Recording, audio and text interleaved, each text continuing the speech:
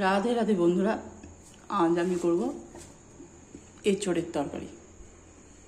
এরকম এঁচোড় নিয়ে এসেছি।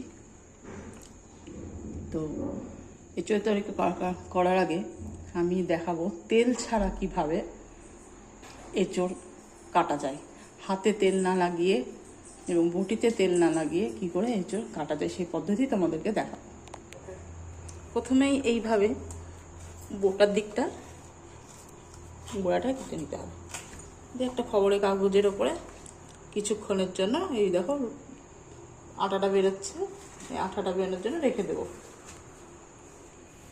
বন্ধুরা এইভাবে ফালি করে নিচ্ছি।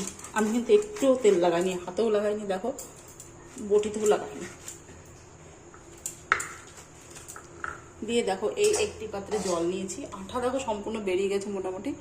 এই পাত্রে জল নিয়েছি, সেই জলের মধ্যে এইভাবে রেখে দেবো। খুব সুন্দর কাটা হয় এইভাবে। এই জল থেকে উঠিয়ে আরেক ফালি করলাম, আবারও জলের মধ্যে ঢুকিয়ে দিলাম। এইভাবে ফালি করে করে ডুবিয়ে কিছুক্ষণ রাখলে আর তোমাদের তেল দিতে হবে না। এই তেল দিলে হাতের মধ্যে তবুও চ্যাট চ্যাট করে। দেখো তেল একটুও দিইনি আমি, না বটিতে দিয়েছি না হাতে দিয়েছি। এইভাবে সুন্দর করে কেটে নেবে। আঠাগুলো দেখো কি সুন্দর জলে ভাসছে, ঠিক আছে? আঠাগুলো কেমন জলে ভাসছে সাদা সাদা। তেল তেল দিতে হবে না। ওই বটি চ্যাট চ্যাট করে, হাত চ্যাট চ্যাট করে, ছুটে না আটা। এই জন্য এই ব্যবস্থা করেছেন। এইভাবে যতবার কাটবে ততবার একটু করে জলে দিয়ে দেবে, আর দেওয়ার দরকার নেই। এইবারে আমি এইভাবে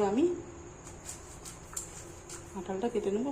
এই যে এই ভুতির অংশটা কিন্তু বাদ পড়ে যাবে। দিয়ে এইরকম এইভাবে টুকরো টুকরো করবো। বন্ধুরা দেখো জলে ডুবিয়ে ডুবিয়েই আমি কাঁঠালটা বা এঁচোড়টা সম্পূর্ণ কেটে ফেলেছি। এইভাবে ভুতিগুলো বাদ দিয়ে দিয়েছি। এইবারে দেখো আমি বটিটা দেখাচ্ছি। এই দেখো বটিতে না একটু আঠা লেগেছে, এগুলো কিন্তু আঠা না। হ্যাঁ, বটিতে তেল লাগাইনি, এগুলো আঠা না। দেখো না একটু আঠা লেগেছে, না হাতে একটু আঠা লেগেছে, না আমি হাতে তেল দিয়েছি। বুঝেছো? দুই হাতটাই দেখো, তাহলে বুঝতে পারবে। না তেল দিয়েছি, হাতে আঠা লেগেছে, দেখেছো? এইভাবে সুন্দর করে এঁচোড়টা কেটে নিয়েছি।